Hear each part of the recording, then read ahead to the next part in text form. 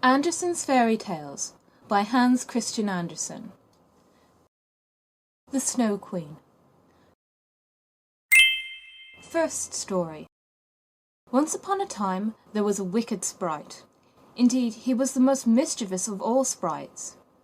One day he was in a very good humour, for he had made a mirror with the power of causing all that was good and beautiful, when it was reflected therein, to look poor and mean.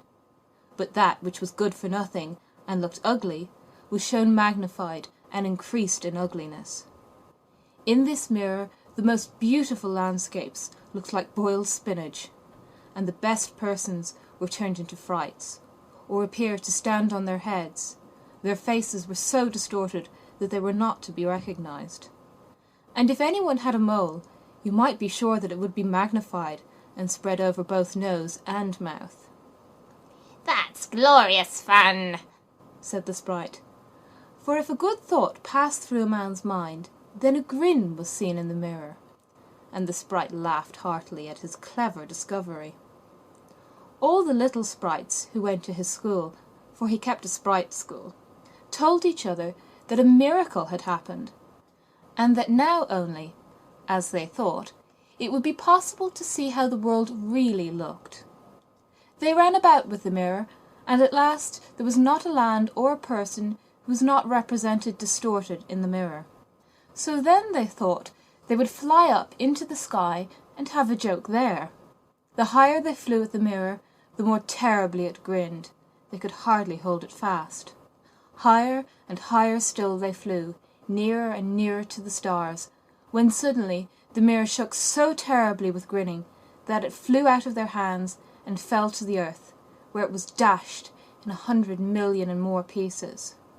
And now it worked much more evil than before, for some of these pieces were hardly so large as a grain of sand, and they flew about in the wide world, and when they got into people's eyes, there they stayed. And then the people saw everything perverted, or only had an eye for that which was evil. This happened because the very smallest bit had the same power which the whole mirror had possessed. Some persons even got a splinter in their heart, and then it made one shudder, for their heart became like a lump of ice. Some of the broken pieces were so large that they were used for window panes, through which one could not see one's friends. Other pieces were put into spectacles, and that was a sad affair when people put on their glasses to see well and rightly. Then the wicked sprite laughed till he almost choked, for all this tickled his fancy. The fine splinters still flew about in the air, and now we shall hear what happened next. Second story. A little boy and a little girl. In a large town, where there are so many houses and so many people that there is no room left for everybody to have a little garden, and where on this account most persons are obliged to content themselves with flowers in pots, there lived two little children, who had a garden somewhat larger than a flower pot. They were not brother and sister, but they cared for each other as much as if they were. Their parents lived exactly opposite. They inhabited two garrets, and where the roof of the one house joined to that of the other, and the gutter ran along the extreme end of it, there was to each house a small window. One needed only to step over the gutter to get from one window to the other. The children's parents had large wooden boxes there, in which vegetables for the garden were planted, and little rose trees besides. There was a rose in each box, and they grew splendidly. They now thought of placing the boxes across the gutter, so that they nearly reached from one window to the other, and looked just like two walls of flowers. The tendrils of the peas hung down over the boxes, and the rose trees shot up long branches, twined round the windows, and then bent towards each other. It was almost like a triumphant arch of foliage and flowers. The boxes were very high, and the children knew that they must not creep over them, so that they often obtained permission to get out of the windows to each other, and to sit on their little stools among the roses, where they could play delightfully. In the winter there was an end of this pleasure. The windows were often frozen over, but then they heated copper farthings on the stove, and laid the hot farthings on the window pane, and then they had a capital peephole, quite nicely rounded. and out of each peeped a gentle, friendly eye. It was the little boy and the little girl who were looking out. His name was Kay, hers was Gerda.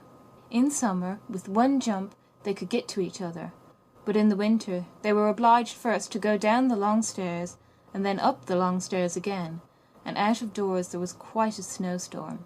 "It is the white bees that are swarming," said Kay's old grandmother. "Do the white bees choose a queen?" asked the little boy, for he knew that the honey bees always have one. "Yes," said the grandmother. "She flies where the swarm hangs in the thickest clusters. She is the largest of all, and she can never remain quietly on the earth, but goes up again into the black clouds. Many a winter's night she flies through the streets of the town and peeps in at the windows, and then they freeze in so wondrous a manner that they look like flowers." "Yes, I have seen it," said both the children, and so they knew that it was true. "Can the Snow Queen come in?" asked the little girl. "Only let her come in," said the little boy. "Then I'd put her on the stove, and she'd melt." And then his grandmother patted his head and told him other stories. In the evening, when little Kay was at home and half undressed, he climbed up on the chair by the window and peeped out of the little hole. A few snowflakes were falling, and one, the largest of all, remained lying on the edge of a flower pot. The flake of snow grew larger and larger, and at last it was like a young lady, dressed in the finest white gauze, made of a million little flakes like stars. She was so beautiful and so delicate, but she was of ice, of dazzling, sparkling ice. Yet she lived. Her eyes gazed fixedly like two stars, but there was neither quiet nor repose in them. She nodded towards the window and beckoned with her hand. The little boy was frightened and jumped down from the chair. It seemed to him as if, at the same moment, a large bird flew past the window. The next day it was a sharp frost, and then the spring came. The sun shone, the green leaves appeared, the swallows built their nests, the windows were opened, and the little children again sat in their pretty garden, high up on the leads at the top of the house. That summer the roses flowered in unwonted beauty. The little girl had learned a hymn, in which there was something about roses, and then she thought of her own flowers, and she sang the verse to the little boy, who then sang it with her. "The rose in the valley is blooming so sweet, the angels descend there the children to greet." And the children held each other by the hand, kissed the roses, looked up at the clear sunshine, and spoke as though they really saw angels there. What lovely summer days those were! How delightful to be out in the air, near the fresh rose bushes, that seemed as if they would never finish blooming. Kay and Gerda looked at the picture book full of beasts and of birds, and it was then, the clock in the church tower was just striking 5, that Kay said, Oh, I feel such a sharp pain in my heart, and now something has got into my eye." The little girl put her arms around his neck. He winked his eyes. Now there was nothing to be seen. "I think it's out now," said he, but it was not. It was just one of those pieces of glass from the magic mirror that had got into his eye, and poor Kay had got another piece right in his heart. It will soon become like ice. It did not hurt any longer, but there it was. "What are you crying for?" asked he. "You look so ugly." "There's nothing the matter with me." "Ah," he said at once, "that rose is cankered. And look, this one's quite crooked. After all, these roses are very ugly.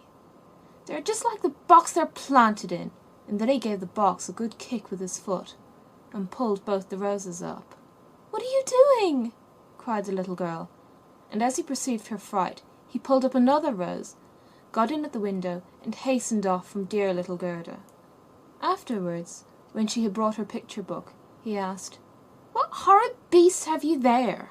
And if his grandmother told them stories, he always interrupted her. Besides, if he could manage it, he would get behind her, put on her spectacles, and imitate her way of speaking. He copied all her ways, and then everybody laughed at him. He was soon able to imitate the gait and manner of everyone in the street. Everything that was peculiar and displeasing in them, that Kay knew how to imitate, and at such times all the people had said, "The boy is certainly very clever." But it was the glass he had got in his eye, the glass that was sticking in his heart, which made him tease even little Gerda, whose whole soul was devoted to him. His games now were quite different to what they had formerly been. They were so very knowing. One winter's day, when the flakes of snow were flying about, he spread the skirts of his blue coat and caught the snow as it fell. "Look through this glass, Gerda," said he, and every flake seemed larger and appeared like a magnificent flower, or a beautiful star. It was splendid to look at. "Look how clever," said Kay. "That's much more interesting than real flowers. They are as exact as possible. There's not a fault in them, if they did not melt." It was not long after this that Kay came one day with large gloves on and his little sled at his back, and bawled right into Gerda's ears, "I have permission to go out into the square where the others are playing," and off he was in a moment. There in the marketplace some of the boldest of the boys used to tie their sledges to the carts as they passed by, and so they were pulled along and got a good ride. It was so capital. Just as they were in the very height of their amusement, a large sled passed by. It was painted quite white, and there was someone in it, wrapped up in a rough white mantle of fur, with a rough white fur cap on his head. The sled drove round the square twice, and Kay tied on his sled as quickly as he could, and off he drove with it. On they went, quicker and quicker, into the next street, and the person who drove turned round to Kay and nodded to him in a friendly manner, just as if they knew each other. Every time he was going to untie his sled, the person nodded to him, and then Kay sat quiet, and so on they went, till they came outside the gates of the town. Then the snow began to fall so thickly that the little boy could not see an arm's length before him, but still on he went, when suddenly he let go the string he held in his hand in order to get loose from the sled, but it was of no use. Still the little vehicle rushed on with the quickness of the wind. He then cried as loud as he could, but no one heard him. The snow drifted and the sled flew on, and sometimes it gave a jerk, as though they were driving over hedges and ditches. He was quite frightened, and he tried to repeat the Lord's Prayer, but all he could do, he was only able to remember the multiplication table. The snowflakes grew larger and larger, till at last they looked just like great white fowls. Suddenly they flew on one side. The large sled stopped, and the person who drove rose up. It was a lady. Her cloak and cap were of snow. She was tall and of slender figure, and of a dazzling whiteness. It was the Snow Queen. "We have travelled fast," said she, "but it is freezingly cold. Come under my bearskin."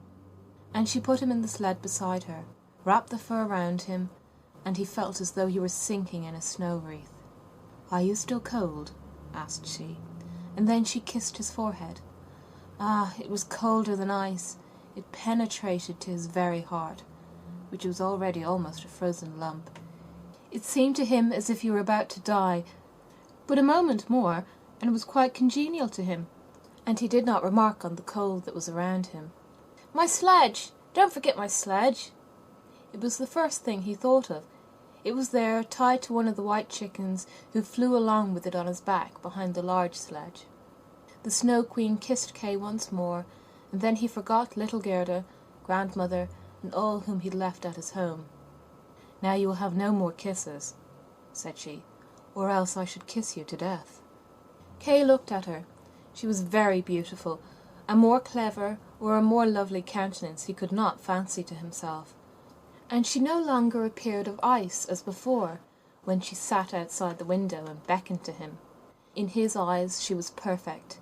He did not fear her at all, and told her that he could calculate in his head, and with fractions even, that he knew the number of square miles there were in the different countries, and how many inhabitants they contained, and she smiled while he spoke. It then seemed to him as if what he knew was not enough, and he looked upwards in the large, huge, empty space above him, and on she flew with him, flew high over the black clouds, while the storm moaned and whistled, as though it were singing some old tune. On they flew over the woods and lakes, over seas and many lands, and beneath them the chilling storms rushed fast. The wolves howled, the snow crackled. Above them flew large screaming crows, but higher up appeared the moon, quite large and bright, and it was on that Kay gazed during the long, long winter's night, while by day he slept at the feet of the Snow Queen. Third story, of the flower garden at the old woman's who understood witchcraft. But what became of little Gerda when Kay did not return home? Where could he be? Nobody knew. Nobody could give any intelligence. All the boys knew was that they had seen him tie his sled to another large and splendid one, which drove down the street and out of the town. Nobody knew where he was. Many sad tears were shed, and little Gerda wept long and bitterly. At last she said he must be dead, that he'd been drowned in the river which flowed close to the town. Oh, those were very long and dismal winter evenings. At last the spring came, with its warm sunshine. "Kay is dead and gone," said little Gerda. "That I don't believe," said the sunshine. "Kay is dead and gone," she said to the swallows.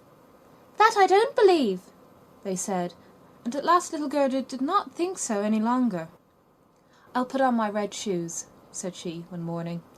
"Kay has never seen them, and then I'll go down to the river and ask there." It was quite early. She kissed her old grandmother, who was still asleep, put on her red shoes, and went alone to the river. "Is it true that you have taken my little playfellow? I will make you a present of my red shoes if you will give him back to me." And, as it seemed to her, the blue waves nodded in a strange manner. Then she took off her red shoes, the most precious thing she possessed, and threw them into the river. But they fell close to the bank, and the little waves bore them immediately to land. It was as if the stream would not take what was dearest to her, for in reality it had not got little Kay. But Gerda thought that she must not have thrown the shoes out far enough, so she clambered into a boat which lay among the rushes, went to the farthest end, and threw out the shoes. But the boat was not fastened, and the motion which she had occasioned made it drift from the shore. She observed this and hastened to get back, but before she could do so, the boat was more than a yard from the land, and was gliding quickly onward. Little Gerda was very frightened, and began to cry, but no one heard her except the sparrows, and they could not carry her to land, but they flew along the bank, and sang as if to comfort her. "Here we are! Here we are!" The boat drifted with the stream. Little Gerda sat quite still without shoes, for they were swimming behind the boat, but she could not reach them, because the boat went much faster than they did. The bank on both sides were beautiful, lovely flowers, venerable trees, and slopes with sheep and cows, but not a human being was to be seen. "Perhaps the river will carry me to little Kay," said she, and then she grew less sad. She rose and looked for many hours at the beautiful green banks. Presently she sailed by a large cherry orchard, where there was a little cottage with curious red and blue windows. It was thatched, and before it 2 wooden soldiers stood sentry, and presented arms when anyone went past. Gerda called to them, for she thought they were alive, but they, of course, did not answer. She came close to them, for the stream drifted the boat quite near the land. Gerda called still louder, and an old woman then came out of the cottage, leaning upon a crooked stick. She had a large, broad-brimmed hat on, painted with the most splendid flowers. "Poor little child," said the old woman. "How did you get upon the large rapid river, to be driven about so in the wide world?" And then the old woman went into the river, caught hold of the boat with her crooked stick, drew it to the bank, and lifted little Gerda out. And Gerda was so glad to be on dry land again, but she was rather afraid of the strange old woman. "But come, tell me who you are, and how you came to be here," said she. And Gerda told her all. The old woman shook her head and said, "Ahem, ahem." And when Gerda had told her everything, and asked her if she had not seen little Kay, the woman answered that he had not passed there, but he no doubt would come, and she told her not to be cast down, but taste her cherries, and look at her flowers, which were finer than any in a picture book. each of which could tell a whole story. She then took Gerda by the hand, led her into the little cottage, and locked the door. The windows were very high up. The glass was red, blue, and green, and the sunlight shone through quite wondrously in all sorts of colours. On the table stood the most exquisite cherries, and Gerda ate as many as she chose, for she had permission to do so. While she was eating, the old woman combed her hair with a golden comb, and her hair curled and shone with a lovely golden colour round that sweet little face, which was so round and so like a rose.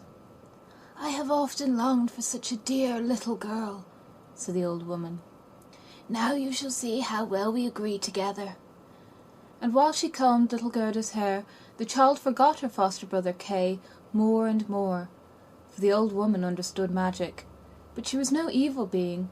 She only practised witchcraft a little for her own private amusement, and now she wanted very much to keep little Gerda. She therefore went out into the garden, stretched out her crooked stick towards the rose bushes, which, beautifully as they were blowing, all sank into the earth, and no one could tell where they had stood. The old woman feared that if Gerda should see the roses, she would then think of her own, and would remember little Kay, and run away from her. She now led Gerda into the flower garden. Oh, what odour and what loveliness was there! Every flower that one could think of, and of every season, stood there in fullest bloom. No picture book could be gayer or more beautiful. Gerda jumped for joy, and played till the sun set behind the tall cherry tree. She then had a pretty bed, with a red silken coverlet filled with blue violets. She fell asleep, and had as pleasant dreams as ever a queen on her wedding day. The next morning she went to play with the flowers in the warm sunshine, and thus passed away a day. Gerda knew every flower, and, numerous as they were, it still seemed to Gerda that one was wanting, though she did not know which. One day, while she was looking at the hat of the old woman, painted with flowers, the most beautiful of them all seemed to her to be a rose. The old woman had forgotten to take it from her hat when she made the others vanish in the earth. But so it is when one's thoughts are not collected. "What?" said Gerda. "Are there no roses here?" And she ran about amongst the flower beds, and looked, but there was not one to be found.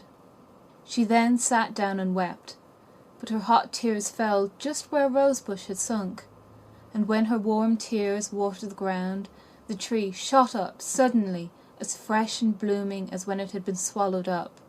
Gerda kissed the roses, thought of her own dear roses at home, and with them of little Kay. "Oh, how long I have stayed," said the little girl. "I intended to look for Kay. Don't you know where he is?" she asked of the roses. "Do you think he is dead and gone?" "Dead he is certainly not," said the roses. "We have been in the earth where all the dead are, but Kay was not there." "Many thanks," said little Gerda, and she went to the other flowers, looked into their cups, and asked, "Don't you know where little Kay is?" But every flower stood in the sunshine and dreamed its own fairy tale or its own story, and they all told her very many things, but not one knew anything of Kay. Well, what did the tiger lily say? "Hearest thou not the drum? Bum, bum. Those are the only two tones. Always bum, bum. Hark to the plaintive song of the old woman, to the call of the priests. The Hindu woman in her long robe stands upon the funeral pile. The flames rise around her and her dead husband, but the Hindu woman thinks on the living one in the surrounding circle, on him whose eyes burn hotter than the flames, on him, the fire whose eyes pierces her heart more than the flames which will soon burn her body to ashes. Can the heart's flame die in the flame of the funeral pile?" "I don't understand that at all," said little Gerda. "That is my story," said the lily. "What did the convolvulus say?" "Projecting over a narrow mountain path, there hangs an old feudal castle. Thick evergreens grow on the dilapidated walls, and round the altar, where a lovely maiden is standing. She bends over the railing and looks out upon the rose. No fresher rose hangs on the branches than she. No apple blossom carried away by the wind is more buoyant. How her silken robe is rustling! Is he not yet come? Is it Kay that you mean? Asked little Gerda. I am speaking about my story, about my dream, answered the convolvulus. What do the snowdrops say? Between the trees a long board is hanging. It is a swing. 2 little girls are sitting in it, and swing themselves backwards and forwards. Their frocks are as white as snow, and long green silk ribbons flutter from their bonnets. Their brother, who is older than they are, stands up in the swing. He twines his arms round the cords to hold himself fast. For in one hand he has a little cup, and in the other a clay pipe. He is blowing soap bubbles. The swing moves and the bubbles float in charming, changing colours. The last is still hanging to the end of the pipe, and rocks in the breeze. The swing moves. The little black dog, as light as a soap bubble, jumps up on his hind legs to try and get into the swing. It moves. The dog falls down, barks, and is angry. They tease him. The bubble bursts. A swing, a bursting bubble. Such is my song. What you relate may be very pretty, but you tell it in so melancholy a manner, and do not mention Kay. What do the hyacinths say? There were once upon a time 3 sisters, quite transparent and very beautiful. The robe of the one was red, and that of the second blue, and that of the third white. They danced hand in hand beside the calm lake in the clear moonshine. They were not elfin maidens, but mortal children. A sweet fragrance was smelt, and the maidens vanished in the wood. The fragrance grew stronger. 3 coffins, and in them 3 lovely maidens, glided out of the forest and across the lake. The shining glowworms flew around like little floating lights. Do the dancing maidens sleep, or are they dead? The odour of the flowers says they are corpses. The evening bell tolls for the dead. You make me quite sad, said little Gerda. I cannot help thinking of the dead maidens. Oh, is little Kay really dead? The roses have been in the earth, and they say no. Ding dong, sounded the hyacinth bells. We do not toll for little Kay. We do not know him. That is our way of singing, the only one we have. And Gerda went to the ranunculuses that looked forth from among the shining green leaves. You are a little bright sun, said Gerda. Tell me if you know where I can find my playfellow. And the ranunculuses shone brightly, and looked again at Gerda. What song could the ranunculus sing? It was one that said nothing about Kay either. In a small court the bright sun was shining in the first days of spring.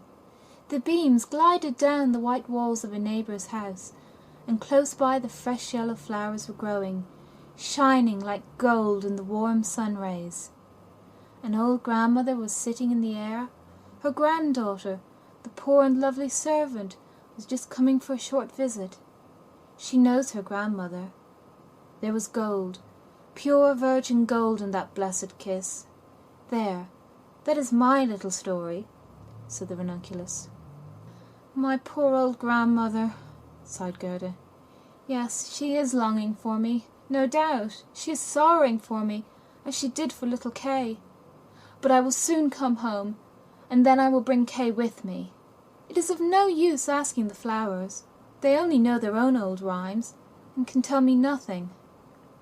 And then she tucked up her frock to enable her to run quicker, but the narcissus gave her a knock on the leg, just as she was going to jump over it. So she stood still, looked at the long yellow flower, and asked, You perhaps know something. And she bent down to the narcissus. And what did it say? I can see myself! I can see myself! Oh, how odorous I am! Up in the little garret there stands half dressed, a little dancer. She stands now on one leg, now on both. She despises the whole world, yet she lives only in imagination. She pours water out of the teapot over a piece of stuff, which she holds in her hand. It is the bodice. Cleanliness is a fine thing. The white dress is hanging on the hook. It was washed in the teapot and dried on the roof.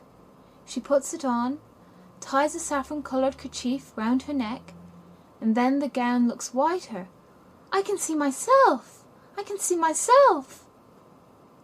That's nothing to me, said little Gerda.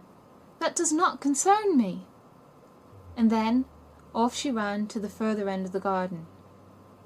The gate was locked, but she shook the rusted bolt till it was loosened, and the gate opened, and little Gerda ran off barefooted into the wide world.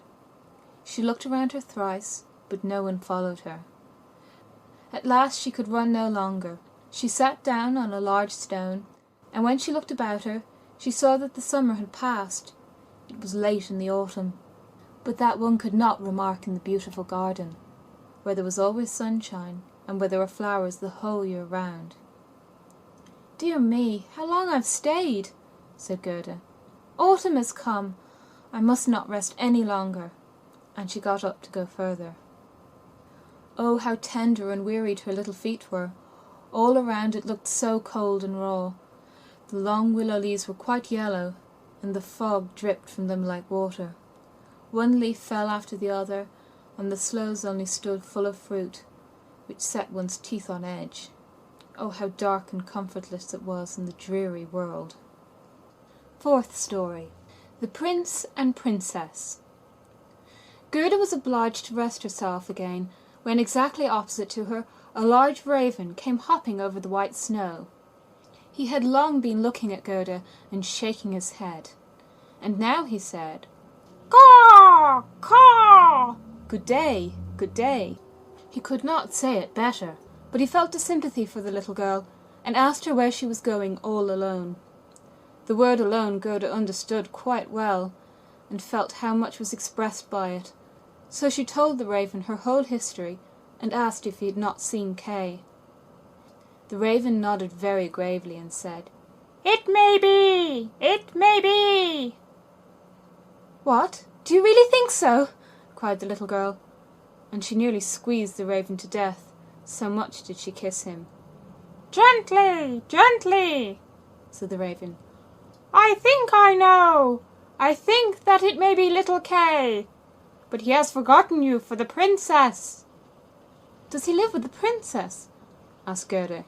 "Yes, listen," said the raven, "but it will be difficult for me to speak your language. If you understand the raven language, I can tell you better." "No, I have not learnt it," said Gerda, "but my grandmother understands it, and she can speak gibberish too. I wish I had learnt it." "No matter," said the raven. "I will tell you as well as I can. However, it will be bad enough." And then he told all he knew.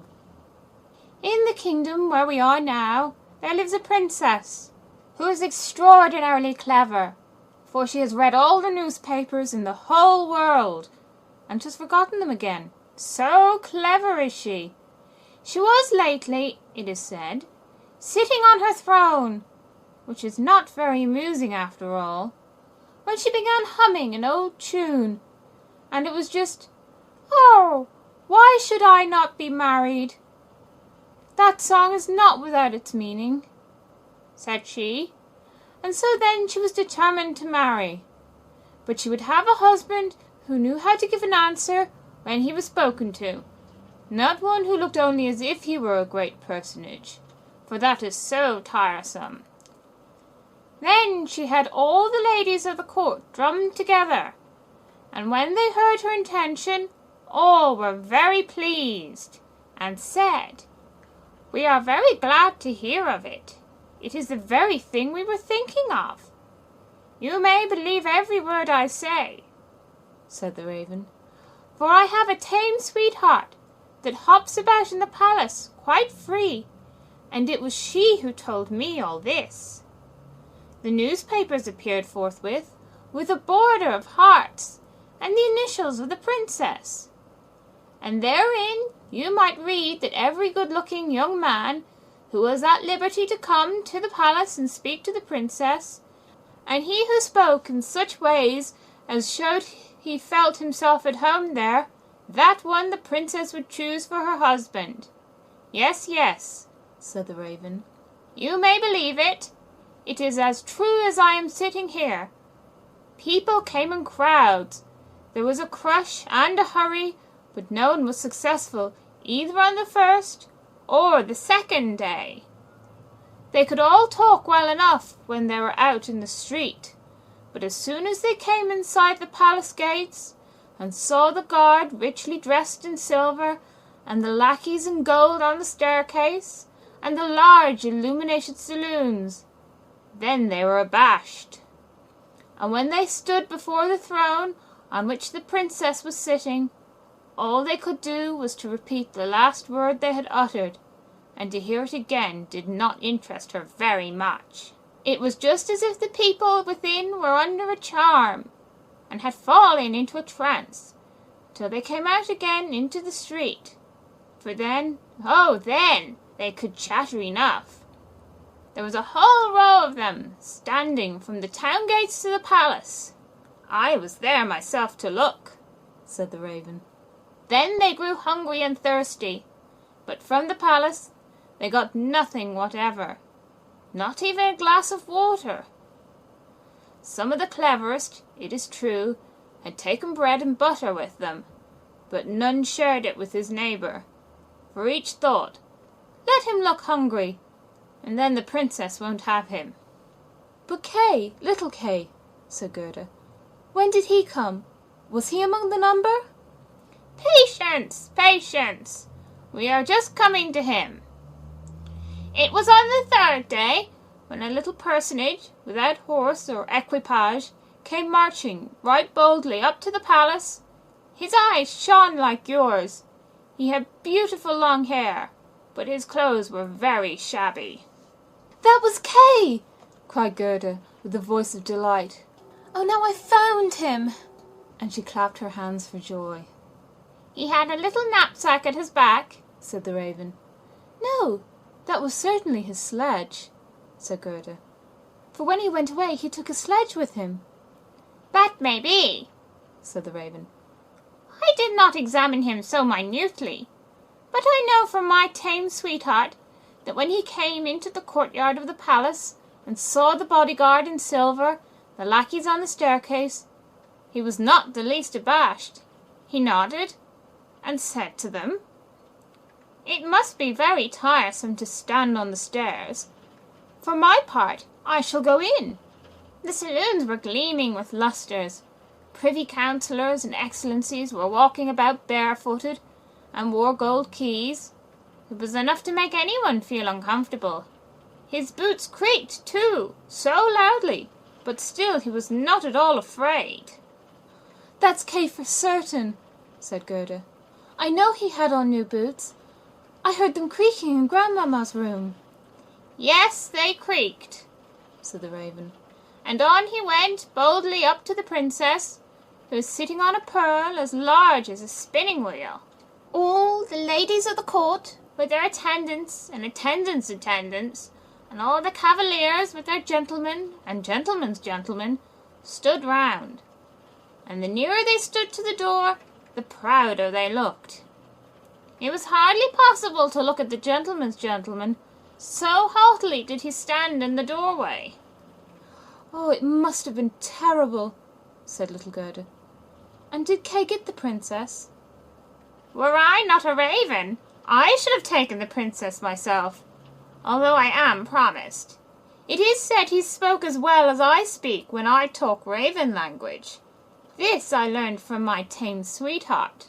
He was bold and nicely behaved. He had not come to woo the princess, but only to hear her wisdom. She pleased him, and he pleased her. Yes, yes, for certain, that was Kay, said Gerda. He was so clever, he could reckon fractions in his head. Oh, won't you take me to the palace? "That is very easily said," answered the raven. "But how are we to manage it? I'll speak to my tame sweetheart about it. She must advise us, for so much I must tell you. Such a little girl as you are will never get permission to enter." "Oh, yes, I shall," said Gerda. "When Kay hears that I'm here, he will come out directly to fetch me." "Wait for me on these steps," said the raven. He moved his head backwards and forwards and flew away. The evening was closing in when the raven returned. "Caw, caw," said he. "She sends you her compliments, and here is a roll for you. She took it out of the kitchen. Why, there is bread enough. You are hungry, no doubt. It is not possible for you to enter the palace, for you are barefooted. The guards in silver and the lackeys in gold would not allow it. But do not cry. You shall come in still. My sweetheart knows a little back stair that leads to the bedchamber, and she knows where she can get the key of it." And then they went into the garden in the large avenue, where one leaf was falling after the other, and when the lights in the palace had all gradually disappeared, the raven led little Gerda to the back door, which stood half open. Oh, how Gerda's heart beat with anxiety and longing! It was just as if she had been about to do something wrong, and yet she only wanted to find out if little Kay was there. Yes, he must be there. She called to mind his intelligent ways and his long hair so vividly she could quite see him as he used to laugh when they were sitting under the roses at home. "He will, no doubt, be glad to see you, to hear what a long way you have come for his sake, to know how unhappy all at home were when he did not come back." Oh, what a fright and a joy it was! They were now on the stairs.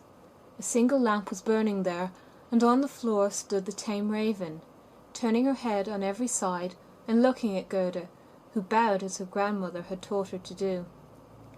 "My intended has told me so much good of you, my dear young lady," said the tame raven. "Your tale is very affecting. If you will take the lamp, I will go before. We will go straight on, for we shall meet no one." "I think there is somebody just behind us," said Gerda, and something rushed past. It was like shadowy figures on the wall, horses with flowing manes and thin legs, huntsmen, ladies, and gentlemen on horseback. "They are only dreams," said the raven. "They come to fetch the thoughts of the high personages to the chase. 'Tis well, for now you can observe them in bed all the better. But let me find, when you enjoy honour and distinction, that you possess a grateful heart." "Tut! That's not worth talking about," said the raven of the woods. Now they entered the first saloon, which was of rose-coloured satin, with artificial flowers on the wall. Here the dreams were rushing past, but they hastened by so quickly that Gerda could not see the high personages. One hall was more magnificent than the other. One might indeed be well abashed, and at last they came into the bedchamber. The ceiling of the room resembled a large palm tree with leaves of glass, of costly glass, and in the middle, from a thick golden stem, hung 2 beds, each of which resembled a lily. One was white, and in this lay the princess. The other was red, and it was here that Gerda was to look for little Kay. She bent back one of the red leaves and saw a brown neck. Oh, that was Kay. She called him quite loud by the name, held the lamp towards him. The dreams rushed back again into the chamber. He woke, turned his head, and it was not little Kay. The prince was only like him about the neck, but he was young and handsome. And out of the white lily leaves the princess peeped too, and asked what was the matter. Then little Gerda cried, and told her whole history, and all that the ravens had done for her. "Poor little thing," said the prince and princess. They praised the ravens very much, and told them they were not at all angry with them, but they were not to do so again.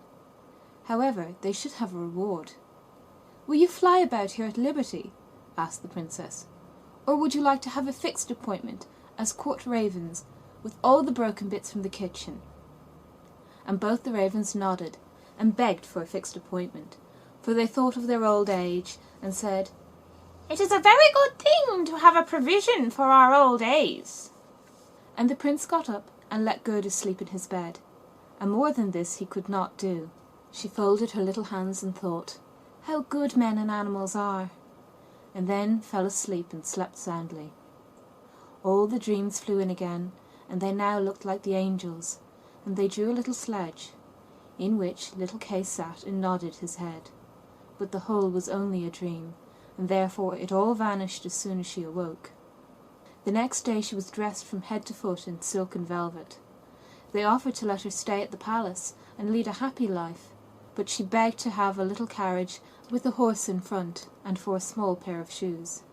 Then, she said, she would again go forth in the wide world and look for Kay. Shoes and a muff were given her, and she was too dressed very nicely. And when she was about to set off, a new carriage stopped before the door. It was of pure gold, and the arms of the prince and princess shone like a star upon it. The coachman, the footman, and the outriders, for outriders there were too, all wore golden crowns. The prince and princess assisted her into the carriage themselves, and wished her all success. The Raven of the Woods, who was now married, accompanied her for the first 3 miles. He sat beside Gerda, for he could not bear riding backwards. The other ravens stood in the doorway and flapped her wings. She could not accompany Gerda, because she suffered from headache, since she had had a fixed appointment and ate so much. The carriage was lined inside with sugar plums, and in the seats were fruits and gingerbread. "Farewell, farewell," cried the prince and princess, and Gerda wept, and the raven wept. Thus passed the first miles, and then the raven bade her farewell, and this was the most painful separation of all. He flew into a tree and beat his black wings as long as he could see the carriage, that shone from afar like a sunbeam. Fifth story. The Little Robber Maiden. They drove through the dark wood, but the carriage shone like a torch, and it dazzled the eyes of the robbers, so that they could not bear to look at it. "'Tis gold! 'Tis gold!" they cried, and they rushed forward, seized the horses, knocked down the little postilion, the coachman, and the servants, and pulled little Gerda out of the carriage. "How plump, how beautiful she is! She must have been fed on nut kernels," said the old female robber, who had a long scrubby beard and bushy eyebrows that hung down over her eyes. "She's as good as a fatted lamb. How nice she will be!" And then she drew out a knife, the blade of which shone so that it was quite dreadful to behold. "Oh!" cried the woman at the same moment. She had been bitten in the ear by her own little daughter, who hung at her back and was so wild and unmanageable that it was quite amusing to see her. "You naughty child!" said the mother, and now she had not time to kill Gerda. "She shall play with me," said the little robber child. "She shall give me her muff and her pretty frock, and she shall sleep in my bed." And then she gave her mother another bite, so that she jumped and ran around with the pain, and the robbers laughed and said, "Look how she's dancing with the little one." "I will go into the carriage," said the little robber maiden, and she would have her will, for she was very spoiled and very headstrong.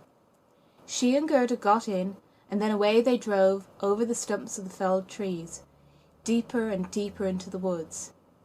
The little robber maiden was as tall as Gerda, but stronger, broader shouldered, and of dark complexion. Her eyes were quite black. They looked almost melancholy. She embraced little Gerda and said, "They shall not kill you as long as I am not displeased with you. You are, doubtless, a princess." "No," said little Gerda, who then related all that had happened to her, and how much she cared about little Kay. The little robber maiden looked at her with a serious air, nodded her head slightly, and said, "They shall not kill you, even if I'm angry with you. Then I will do it myself." And she dried Gerda's eyes, and put both her hands in the handsome muff, which was so soft and warm. At length the carriage stopped. They were in the midst of the courtyard of a robber's castle. It was full of cracks from top to bottom, and out of the openings magpies and rooks were flying, and the great bulldogs, each of which looked as if he could swallow a man, jumped up, but they did not bark, for that was forbidden. In the midst of the large, old, smoking hall burnt a great fire on the stone floor. The smoke disappeared under the stones, and had to seek its own egress. In an immense cauldron soup was boiling, and rabbits and hares were being roasted on a spit. "You shall sleep with me tonight, with all my animals," said the little robber maiden. They had something to eat and drink, and then went into a corner where straw and carpets were lying. Beside them, on laths and perches, sat nearly 100 pigeons, all asleep, seemingly. But yet they moved a little when the robber maiden came. "They are all mine," said she, at the same time seizing one that was next to her by the legs, and shaking it so that its wings fluttered. "Kiss it!" cried the little girl, and flung the pigeon into Gerda's face. "Up there is the rabble of the wood," continued she, pointing to several laths, which were fastened before a hole high up in the wall. "That's the rabble. They would all fly away immediately if they were not well fastened in. And here's my dear old back." And she laid hold of the horns of a reindeer that had a bright copper ring round its neck, and was tethered to the spot. "We are obliged to lock this fellow in too, or he would make his escape. Every evening I tickle his neck with my sharp knife. He is so frightened at it." And the little girl drew forth a long knife from a crack in the wall, and let it glide over the reindeer's neck. The poor animal kicked, the girl laughed, and pulled Gerda into bed with her. "Do you intend to keep your knife while you sleep?" asked Gerda, looking at it rather fearfully. "I always sleep with the knife," said the little robber maiden.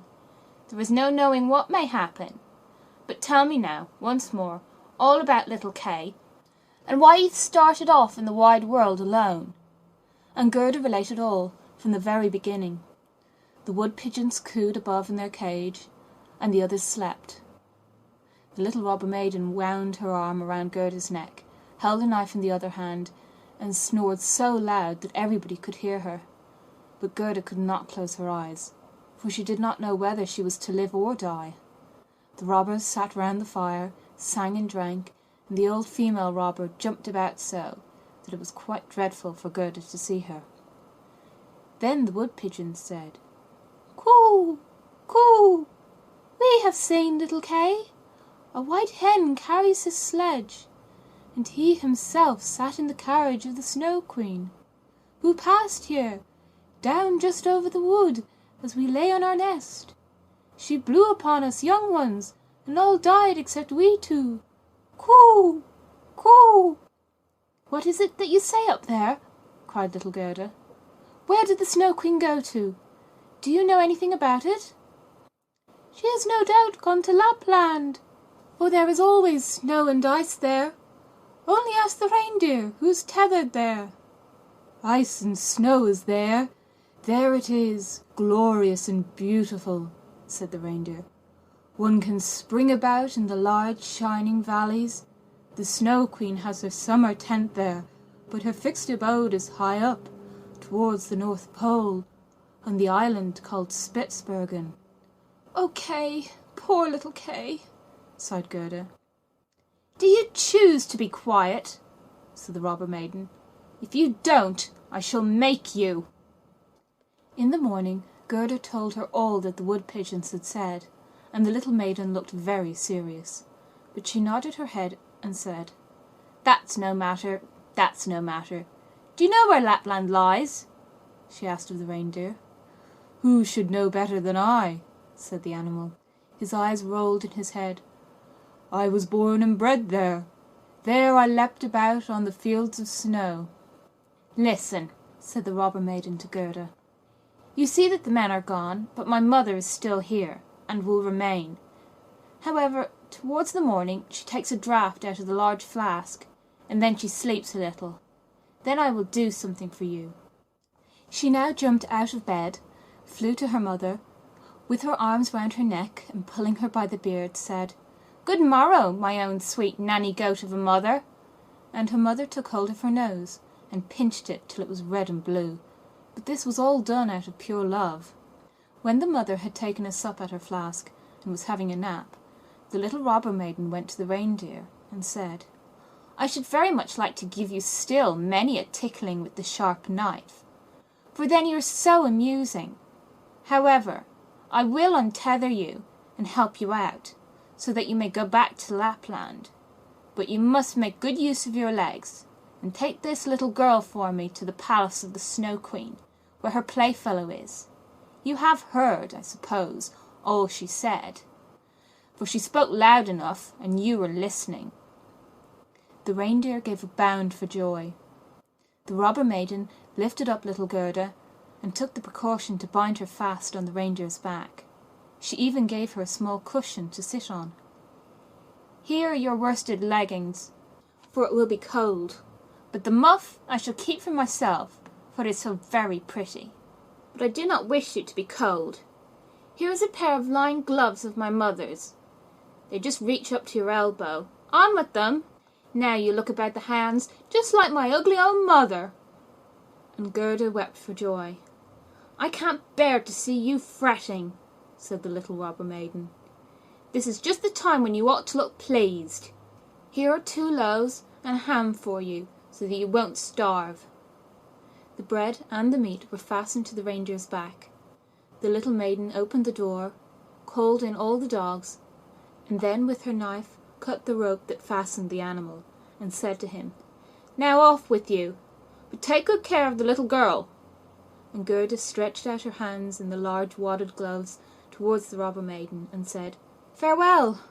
And the reindeer flew on over bush and bramble, through the great wood, over moor and heath, as fast as he could go. "Tch! Tch!" was heard in the sky. It was just as if somebody was sneezing. "These are my old northern lights," said the reindeer. "Look how they gleam." And on he now sped, still quicker. Day and night on he went. The loaves were consumed, and the ham too, and now they were in Lapland. 6th story. The Lapland Woman and the Finland Woman. Suddenly they stopped before a little house, which looked very miserable. The roof reached to the ground, and the door was so low that the family were obliged to creep upon their stomachs when they went in or out. Nobody was at home except an old Lapland woman, who was dressing fish by the light of an oil lamp. And the reindeer told her the whole of Gerda's history, but first of all his own, for that seemed to him of greater importance. Gerda was so chilled that she could not speak. "Poor thing," said the Lapland woman. "You have far to run still. You have more than 100 miles to go before you get to Finland. There the Snow Queen has her country house, and burns blue lights every evening. I will give you a few words from me, which I will write on a dried haberdine, for paper I have none. This you can take with you to the Finland woman, and she will be able to give you more information than I can." When Gerda had warmed herself and had eaten and drunk, the Lapland woman wrote a few words on a dry haberdine, begged Gerda to take care of them, put her on the reindeer, bound her fast, and away sprung the animal. "Tch! Tch!" was again heard in the air. The most charming blue lights burned the whole night in the sky, and at last they came to Finland. They knocked at the chimney of the Finland woman, for as to a door she had none. There was such a heat inside that the Finland woman herself went about almost naked. She was diminutive and dirty. She immediately loosened little Gerda's clothes, pulled off her thick gloves and boots, for otherwise the heat would have been too great, and after laying a piece of ice on the reindeer's head, read what was written on the fish skin. She read it 3 times. She then knew it by heart, so she put the fish into the cupboard, for it might very well be eaten, and she never threw anything away. Then the reindeer related his own story first, and afterwards that of little Gerda, and the Finland woman winked her eyes, but said nothing. "You are so clever," said the reindeer. "You can, I know, twist all the winds of the world together in a knot. If the seaman looses one knot, then he has a good wind. If a second, then it blows pretty stiffly, but if he undoes the third and fourth, then it rages, so that the forests are upturned. Will you give the little maiden a potion, so that she may possess the strength of 12 men and vanquish the Snow Queen?" "The strength of 12 men?" said the Finland woman. "Much good that would be!" Then she went to a cupboard and drew out a large skin rolled up. When she had unrolled it, strange characters were to be seen written thereon, and the Finland woman read at such a rate that the perspiration trickled down her forehead. But the reindeer begged so hard for little Gerda, and Gerda looked so imploringly, with tearful eyes at the Finland woman, that she winked and drew the reindeer aside into a corner, where they whispered together, while the animal got some fresh ice put on his head. "'Tis true little Kay is at the Snow Queen's, and finds everything there quite to his taste, and he thinks it is the very best place in the world. But the reason of that is, he has a splinter of glass in his eye and in his heart. These must be got out first, otherwise he will never go back to mankind, and the Snow Queen will retain her power over him." "But can you give little Gerda nothing to take which will endue her with power over the whole?" "I can give her no more power than what she has already. Don't you see how great it is? Don't you see how men and animals are forced to serve her? How well she gets through the world barefooted? She must not hear of her power from us. That power lies in her heart, because she is a sweet and innocent child. If she cannot get to the Snow Queen by herself, and rid little Kay of the glass, we cannot help her. 2 miles hence, the garden of the Snow Queen begins. Thither you may carry the little girl.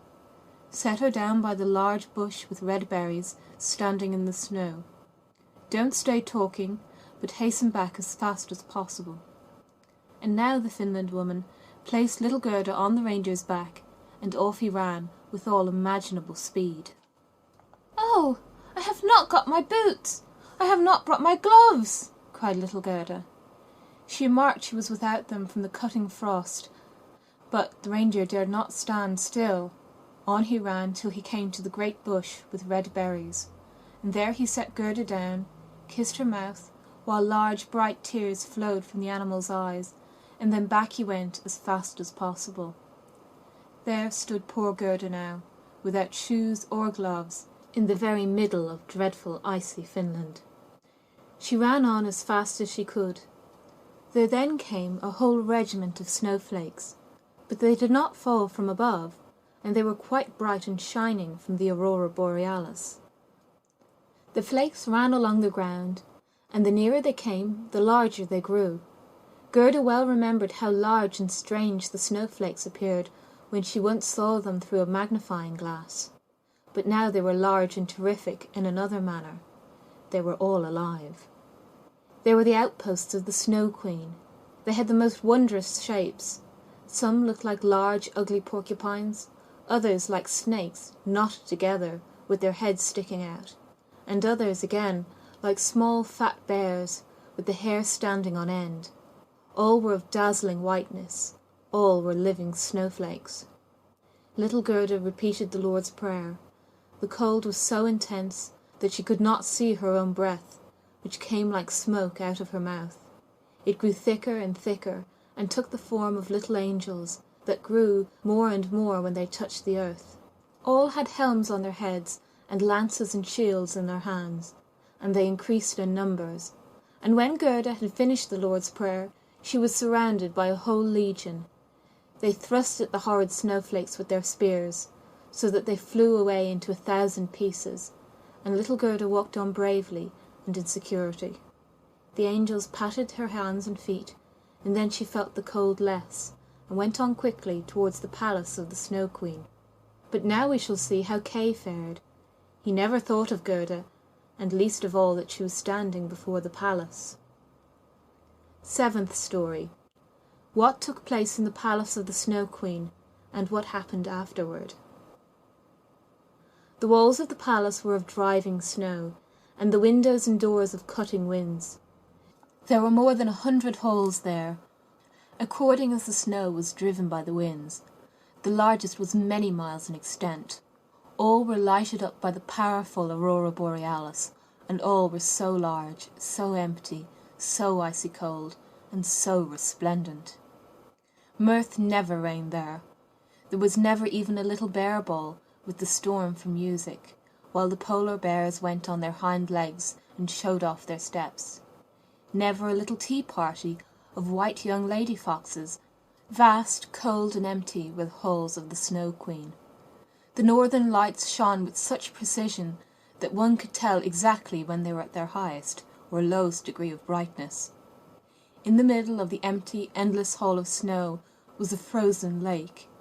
It was cracked in 1,000 pieces, but each piece was so like the other that it seemed the work of a cunning artificer.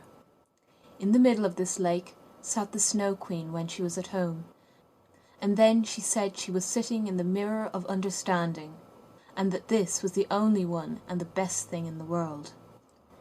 Little Kay was quite blue, yes, nearly black with cold, but he did not observe it, for she had kissed away all feelings of cold from his body, and his heart was a lump of ice. He was dragging along some pointed flat pieces of ice, which he laid together in all possible ways, for he wanted to make something with them, just as we have little flat pieces of wood to make geometrical figures with, called the Chinese puzzle. Kay made all sorts of figures, the most complicated, for it was an ice puzzle for the understanding. In his eyes the figures were extraordinarily beautiful, and of the utmost importance, for the bit of glass which was in his eye caused this. He found whole figures which represented a written word, but he never could manage to represent just the word he wanted. That word was eternity, and the Snow Queen had said, "If you can discover that figure, you shall be your own master, and I shall make you a present of the whole world and a pair of new skates." But he could not find it out.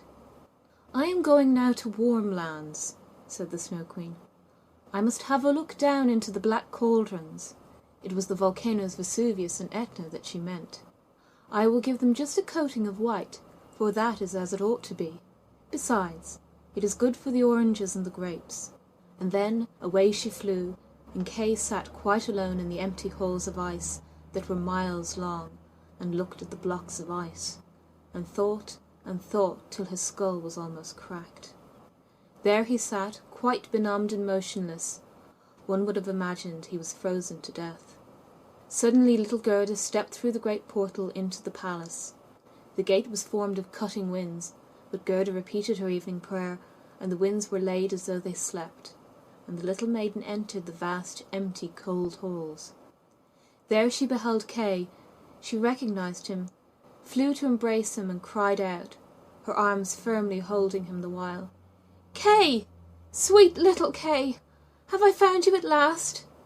But he sat quite still, benumbed and cold. Then little Gerda shed burning tears, and they fell on his bosom. They penetrated to his heart. They thawed the lumps of ice and consumed the splinters of the looking-glass. He looked at her, and she sang the hymn, "The rose in the valley is blooming so sweet, and the angels descend there the children to greet." Hereupon Kay burst into tears. He wept so much that the splinter rolled out of his eye, and he recognized her and shouted, "Gerda! Sweet little Gerda! Where have you been so long? And where have I been?" He looked round him. "How cold it is here," said he. "How empty and cold!" And he held fast by Gerda, who laughed and wept for joy. It was so beautiful that even the blocks of ice danced about for joy, and when they were tired and laid themselves down, they formed exactly the letters which the Snow Queen had told him to find out. So now he was his own master. He would have the whole world and a pair of new skates into the bargain. Gerda kissed his cheeks, and they grew quite blooming. She kissed his eyes, and they shone like her own. She kissed his hands and feet, and he was again well and merry. The Snow Queen might come back as soon as she liked. There stood his discharge, written in resplendent masses of ice. They took each other by the hand and wandered forth out of the large hall. They talked of their old grandmother and of the roses upon the roof, and wherever they went the wind ceased raging and the sun burst forth. And when they reached the bush with the red berries, they found the reindeer waiting for them. He had brought another, a young one, with him, whose udder was filled with milk, which she gave to the little ones, and kissed their lips. They then carried Kay and Gerda first to the Finland woman, where they warmed themselves in the warm room and learnt what they were to do on their journey home, and then they went to the Lapland woman, who made some new clothes for them and repaired their sledges. The reindeer and the young hind leaped along beside them and accompanied them to the boundary of the country. Here the first vegetation peeped forth. Here Kay and Gerda took leave of the Lapland woman. "Farewell, farewell," they all said, and the first green buds appeared. The first little birds began to chirp, and out of the wood came, riding on a magnificent horse which Gerda knew, it was one of the leaders in the golden carriage, a young damsel with a bright red cap on her head and armed with pistols. It was the little robber maiden, who, tired of being at home, had determined to make a journey to the north, and afterwards in another direction, if that did not please her. She recognized Gerda immediately, and Gerda knew her too. It was a joyful meeting. "You are a fine fellow for tramping about," she said to little Kay. "I should like to know, faith, if you deserve that one should run from one end of the world to the other for your sake." But Gerda patted her cheeks and inquired for the prince and princess. "They are gone abroad," said the other. "But the raven?" asked little Gerda. "Oh, the raven is dead," she answered. "His tame sweetheart is a widow, and wears a bit of black worsted round her leg. She laments most piteously, but it's all mere talk and stuff. Now tell me, what have you been doing, and how you managed to catch him?" And Gerda and Kay both told their story. "And schnip, schnapp, schnurr, basselur," said the robber maiden, and she took the hands of each, and promised that if she should some day pass through the town where they lived, she would come and visit them, and then away she rode. Kay and Gerda took each other's hand. It was lovely spring weather, with abundance of flowers and of verdure. The church bells rang, and the children recognized the high towers and the large town. It was that in which they dwelt. They entered and hastened up to their grandmother's room, where everything was standing as formerly. The clock said tick-tack, and the finger moved round. But as they entered, they remarked that they were now grown up. The roses on the leads hung blooming in at the open window. There stood the little children's chairs, and Kay and Gerda sat down on them, holding each other by the hand. They had both forgotten the cold, empty splendour of the Snow Queen, as though it had been a dream. The grandmother sat in the bright sunshine and read aloud from the Bible. "Unless ye become as little children, ye cannot enter the kingdom of heaven." And Kay and Gerda looked in each other's eyes, and all at once they understood the old hymn. The rose in the valley is blooming so sweet, and the angels descend there, the children to greet. There sat the two grown-up persons, grown up and yet children, children at least in heart, and it was summer-time. Summer, glorious summer. End of The Snow Queen.